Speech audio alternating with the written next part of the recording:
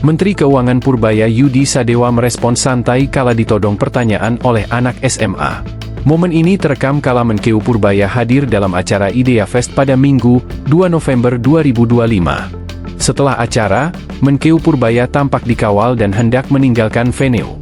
Ia diteriaki seorang bocah SMA dan diminta mendekat padanya. "Bapak, kesini dulu nggak sih Pak? Saya mau nanya Pak," kata bocah itu. Dalam akun TikToknya Zain Aldi Ahmad, bocah SMA itu lantas bertanya bagaimana dirinya bisa menabung. "Bagaimana cara menagih uang untuk anak SMA Pak? Supaya nggak boros Pak.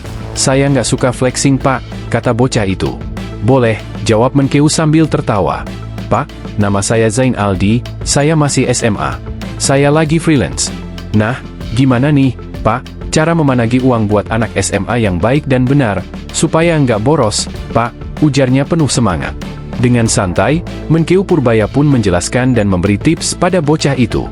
Menkeu menyebut bahwa uang saku itu bisa ditabung, sampai terkumpul cukup banyak. Jika sudah, maka uang itu bisa dipakai untuk membeli saham di pasar modal. Zain juga mengaku tidak pernah flexing, sesuai arahan Pak Menteri yang melarang kebiasaan tersebut. "Kalau makan secukupnya," jawab Menkeu. "Udah, Pak, kan udah dapat MBG," sahut Zain yang disambut tawa oleh Menkeu. "Ya sudah, managi dengan baik. Nanti kalau sudah ditabungin dan jumlahnya mulai cukup banyak, coba lihat ke pasar modal. Lihat reksadana dulu, kenali produknya. Mulai beli saham sedikit-sedikit, tapi bertahap. Jadi setengah ditabung, setengah lagi dipisahkan untuk investasi," ujar Menkeu.